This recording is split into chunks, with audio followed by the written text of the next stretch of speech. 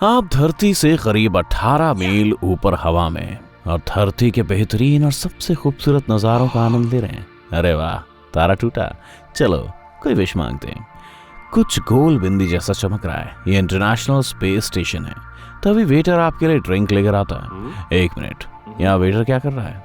Actually आप एक पर्यटक स्पेसशिप पर हैं और बहुत जल्दी हर कोई ऐसे ही बड़े गुब्बारों से स्पेस में घूम पाएगा। ये नेपच्यून है जो किसी गोल कैप्सूल जैसा दिखता है। इसमें चारों ओर खिड़कियां हैं और 360 डिग्री व्यू भी। इसमें 9 आरामदायक सीटें हैं, जिनमें से एक पायलट की सीट और बाकी पैसेंजर्स की हैं। इसमें एक अंडर डेक टॉयलेट भी है। इसे बनाने वाली कंपनी का दावा है कि इससे बेहतर व्यू दुनिया के किसी टॉयलेट में नहीं मिल सकता। कैप्सूल की छत पर टूल और साइंटिस्ट के इक्विपमेंट के लिए एक लगेज कंपार्टमेंट भी है। इसमें एक वाईफाई कनेक्शन भी है जो लाइव स्ट्रीमिंग दिखाता है और रिफ्रेशमेंट के लिए बार भी है। नेपच्यून निर्माता स्पेस पर्सपेक्टिव पैसेंजर टिकट की शुरुआती कीमत $1,50,000 यानी करीब 1,12,00,000 रुपए तक रखने का सोच रहे हैं। और इसमें कोई रॉकेट इंजन भी नहीं है ना? तो ये सिर्फ एक फुटबॉल मैदान के जितने बड़े गुब्बारे के सहारे उड़ान भरेगा। चलिए लॉन्च पैड पर चलते हैं। पैसेंजर्स कैप्सूल पर चढ़ रहे हैं और इंजीनियर गुब्बारे में हाइड्रोजन भर रहे हैं। ये गैस हवा से हल्की होती है, इसलिए गुब्बारा उड़ने लगता है। जैसे ही जरूरी प्रेशर बनता है, कैप्सूल पैसेंजर्स को लेकर लॉन्च पैड से उड़ान भरने लगता है और इस तरह ये जर्नी शुरू होती है। कैप्सूल और गुब्बारा 19 किलोमीटर प्रति घंटे की स्पीड से उड़ रहा है, यानी जिस स्पीड से कोई व्यक्ति दौड़ सकता है उसकी 2 गुनी स्पीड से। इसकी स्पीड पुराने रॉकेट से 2000 गुना स्लो होती है, यानी इस पर रॉकेट की तरह लोगों की भीड़, हिलना डुलना और शोर शराबा भी नहीं होगा। आप अब 45,000 फीट की ऊंचाई पर हैं दोस्तों, यानी अब तक आप आधे रास्ते तक पहुंच चुके हैं। यही वो ऊंचाई है जिस पर कमर्शियल एरोप्लेन उड़ते हैं। इसी लेवल से मौसम का असर खत्म होना शुरू हो जाता है। ना तो कोई बादल, ना ही हवा के झोंके या शोर शराबा, और ऑक्सीजन भी नहीं। यहाँ आपको सांस लेने के लिए ऑक्सीजन टैंक की जरूरत पड़ेगी, लेकिन नेपच्यून कैप्सूल एयर टाइट है, इसलिए आप अपनी उड़ान जारी रख सकते हैं। आपने ये भी नोटिस किया होगा कि गुब्बारा अब बड़ा हो चुका है। ऐसा इसलिए क्योंकि हमने गुब्बारे में नीचे ही हाइड्रोजन भर दी थी। यही हाइड्रोजन गुब्बारे के अंदर से दबाव डाल रही है, लेकिन एटमॉस्फेयर की हवा इस पर बाहर से दबाव डाल रही थी। अब आप जितना ऊपर जाते जाएंगे, हवा उतनी ही कम होती चली जाएगी। अब हाइड्रोजन गुब्बारे पर अंदर से दबाव डाल रही है, यानी अब ये फैलता जाएगा। इसलिए अब हमें ऐसे डेंस मटेरियल की जरूरत है जो गुब्बारे की जगह फैल सके। ऐसे गुब्बारे मौसम की जांच करने वाले वेदर प्रॉप के साथ लॉन्च किए जाते हैं। ये जैसे जैसे ऊपर जाते हैं स्ट्रेच होते रहते हैं, लेकिन ज्यादा ऊंचाई पर गुब्बारा दबाव को नहीं झेल पाता। ये फटता है और वेदर प्रॉप नीचे गिर जाती है। हम नहीं चाहते कि टूरिस्ट कैप्सूल भी नीचे गिरे, इसीलिए नेपच्यून को उस ऊंचाई पर नहीं भेजा जाएगा। हाँ, इमरजेंसी होने पर नेपच्यून की सेफ लैंडिंग भी कराई जा सकती है, जिसके लिए इसमें पैराशूट जोड़ा गया है जो पहले से तैयार ही रहता है। ये गुब्बारे की रस्सी से बंधा होता है। किसी भी तरह की कोई गड़बड़ी होते ही पैराशूट खुल जाएगा और कैप्सूल धीरे धीरे नीचे आने लगेगा। टेक ऑफ की पूरी प्रोसेस में 2 घंटे लगते हैं। आप 1,00,000 फीट के निशान तक पहुंच जाते हैं। अब तक सिर्फ 20 लोग ही गुब्बारे से एटमॉस्फेयर की दूसरी लेयर यानी स्ट्रेटोस्फेयर तक गए हैं। कैप्सूल हवा में झूल रहा है। आपके साथ साथ बाकी सभी पैसेंजर्स के पास धरती की खूबसूरती का लुत्फ उठाने, खूब सारी सेल्फी लेने और आराम करने के लिए आपके पास करीब 2 घंटे हैं। धरती की सतह पर ये जो नीली पट्टी दिख रही है, यही हमारा एटमॉस्फेयर है। और अगर आप ऊपर देखें तो आपको तारों से सजे आकाश का एक अलग नज़ारा देखने को मिलेगा जो शायद आपने पहले कभी नहीं देखा होगा, क्योंकि इस ऊंचाई पर बड़े बड़े शहरों का पॉपुलेशन या बादल नहीं होते। तो यहाँ से सितारों की रियल ब्यूटी को निहारा जा सकता है। इसी वजह से हम ऊंचाई पर टेलीस्कोप भेजते हैं। 2 घंटे बीत चुके हैं, उतरने का टाइम हो गया है। आप धीरे धीरे और आराम से नीचे आ रहे हैं। गुब्बारा एटमॉस्फेयर में आ चुका है और इस पर फिर से बाहरी दबाव पड़ना शुरू हो जाता है। गुब्बारा फिर से सिकुड़ना शुरू हो जाता है। कैप्सूल पानी पर उतरेगा। इसी के लिए इसमें नीचे स्प्लैश डाउन कोन लगाया गया है। इससे इसका नीचे की ओर प्रेशर कम हो जाएगा और ये बिना झटके खाए आराम से नीचे उतर सकेगा। 2 घंटे बीत चुके हैं और अब नेपच्यून पानी को टच करता है। एक शिप कैप्सूल के पास आ रहा है।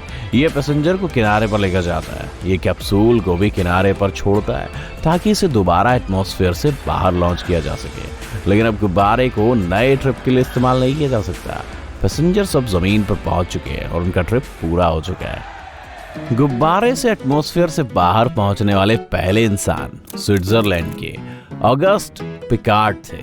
उन्होंने इस गोल गोंडोला को डिजाइन किया था। एयर टाइट था और इसमें 2 लोग सवार हो सकते थे। गोंडोला बास्केटबॉल कोर्ट जितने बड़े गुब्बारे से जुड़ा हुआ था। नेपच्यून की तरह ही इसमें भी हाइड्रोजन भरी गई थी। मई 1931 में ऑगस्ट पिकार्ड और पॉल किफर ने अपनी पहली उड़ान शुरू की। जैसे जैसे वो ऊंचाई पर पहुंचते गए, उनके सामने कई तरह की समस्याएं आनी शुरू हो गई। कैप्सूल में छेद हो गया और इससे हवा लीक होनी शुरू हो गई, लेकिन उन्होंने इसे ठीक कर लिया। जैसे जैसे वो ऊपर जा रहे थे, बाहर ठंड बढ़ रही थी, पर गोंडोला के अंदर का तापमान लगभग 37 डिग्री सेल्सियस तक पहुंच गया था, क्योंकि वो एयर रिलीज करने वाले वाल्व को कंट्रोल नहीं कर पा रहे थे। इसीलिए उन्हें वहां रेगिस्तान जैसी तपिश महसूस होने लगी थी। अगस्त का गोंडोला 15,781 मीटर की ऊंचाई तक पहुंच गया, जबकि आज कमर्शियल एरोप्लेन सिर्फ 5,000 मीटर तक की उड़ान भरते हैं। लॉन्च के 17.5 घंटे बाद अगस्त वापस जमीन पर उतरे। साइंटिस्ट ने इसके साथ साथ अपनी दूसरी उड़ानों से भी एटमॉस्फेयर की इन परतों और कॉस्मिक रेज के बारे में बहुत सारा डेटा इकट्ठा किया। वो इतनी ऊंचाई से धरती पर रेडियो सिग्नल भेजने वाले पहले इंसान भी थे। बाद में अगस्त पिकार्ड ने ज्यादा गहराई तक गोता लगाने के लिए पूरी तरह से एयर टाइट गोंडोला तैयार किया। उन्होंने पानी में सबसे ज्यादा गहराई तक जा सकने वाला बैथीस्केप मारियाना ट्रेंच तैयार किया। भले ही नेपच्यून बहुत ज्यादा एडवांस हो, पर फिर भी ये स्पेस में उड़ान नहीं भर सकता है, यहाँ तक कि उसके आसपास भी नहीं जा सकता। यही वो जगह है जहाँ तक अगस्त पहुंच पाए थे। ये नेपच्यून की ज्यादा ऊंचाई है, लेकिन स्पेस बहुत दूर है। ये कार्मेन लाइट है, समुद्र तल से लगभग 100 किलोमीटर ऊपर। यही हमारे ग्रह की सीमा मानी जाती है। इसीलिए नेपच्यून कैप्सूल पर सवार लोग वजन में हल्कापन महसूस नहीं कर पाएंगे। अगर आप भी स्पेस टूर पर जाना चाहते हैं और जीरो ग्रेविटी में डांस करना चाहते हैं, तो आपके लिए कुछ और ऑप्शन भी हैं। स्पेसशिप 2 ये एक सब ऑर्बिटल स्पेसक्राफ्ट है। इसे क्रू चलाते हैं और ये 1 से ज्यादा बार उड़ान भर सकता है। ट्रिप एक नॉर्मल रनवे से शुरू होती है, ठीक कमर्शियल एरोप्लेन की तरह। आपको यहाँ एक अलग सा व्हाइट नाइट 2 एयरक्राफ्ट दिख रहा होगा। ये टेनिस कोर्ट जितना लंबा है और इसमें 2 मेन बॉडी होती हैं। इसी वजह से इसका विंग स्पैन फुटबॉल मैदान जितना चौड़ा होता है। और स्पेसशिप 2 दोनों मेन बॉडीज यानी फ्यूजलेज के ठीक बीच में होता है। व्हाइट नाइट 2 अन्य एरोप्लेन की तरह उड़ान भरता है और लगभग 20 किलोमीटर की ऊंचाई तक पहुंचता है। फिर स्पेसशिप 2 अनडॉक करता है और अकेला ही उड़ान भरता है। ये छोटा स्पेसशिप एक स्विमिंग पूल के साइज का है, जिसे 2 पायलट कंट्रोल करते हैं और इसमें 6 पैसेंजर्स तक ही जा सकते हैं। इग्निशन जैसे ही रॉकेट का इंजन स्टार्ट होता है, स्पेसशिप उड़ान भरना शुरू करता है। पायलट और पैसेंजर्स लगभग 85,600 मीटर की ऊंचाई पर पहुंच चुके हैं, यानी नेपच्यून से लगभग 3 गुना ज्यादा ऊपर। पैसेंजर्स को कुछ देर के लिए हल्कापन महसूस होता है। फिर स्पेसशिप 2 लैंड करना शुरू करता है। पायलट ने इंजन बंद कर दिया है और वो हवा में नीचे आ रहा है। फिर स्पेसशिप ने लैंडिंग गियर खोल दिए और वो दूसरे प्लेन की तरह ही रनवे पर उतर गया। इसके निर्माता, जो स्पेसशिप 2 के मालिक हैं, ने इस तरह की टूरिस्ट फ्लाइट्स को स्पेस में ज्यादा बार ले जाने का प्लान बनाया है। इन स्पेस ट्रिप का किराया लगभग $4.5 लाख यानी करीब 3 करोड़ 48 लाख रुपए से शुरू होगा। ये नेपच्यून बलून के किराए से $1.5 लाख से भी 3 गुना ज्यादा है। तो भाई, अगर आपको लगता है आपके बजट से बाहर है, तो हमारे पास आपके लिए स्पेस की उड़ान का एक और ऑप्शन भी है। ये है न्यू शेफर्ड स्पेसशिप। इसमें एक प्रोपल्शन मॉड्यूल और एक क्रू कैप्सूल होता है। ये भी बाकी के पुराने रॉकेट्स की तरह लॉन्च होता है। Vertical take off, fast acceleration और हाई ओवरलोड। प्रोपल्शन मॉड्यूल से कैप्सूल की स्पीड लगभग 3,950 किलोमीटर पर आवर तक पहुंच सकती है, यानी इसकी रफ्तार से सिर्फ 1 घंटे में संयुक्त राज्य के एक किनारे से दूसरे किनारे तक पहुंचा जा सकता है। जैसे ये बूस्टर रॉकेट 105 किलोमीटर की ऊंचाई तक पहुंचता है, ये क्रू वाले कैप्सूल का अनडॉक कर देता है और 107 किलोमीटर की ऊंचाई पर पहुंच जाता है। यहाँ 4 पैसेंजर्स ने कई मिनटों तक भारहीन महसूस किया। वहीं दूसरी ओर लॉन्च व्हीकल जमीन पर उतरा और आराम से लैंड हो गया। कुछ मिनट बाद क्रू कैप्सूल ने भी नीचे उतरना शुरू कर दिया। ब्रेक लगाने के लिए 3 पैराशूट लॉन्च किए गए। जमीन को छूने से कुछ ही फीट पहले कैप्सूल रॉकेट इंजनों को पूरी तरह से धीमा करने और लैंडिंग को जितना हो सके स्मूथ बनाने की कोशिश करता है। आप सिर्फ $2.5 लाख यानी करीब 1,87 करोड़ रुपए में स्पेस के टूर पर जा सकते हैं और इस रॉकेट पर हल्केपन को महसूस कर सकते हैं।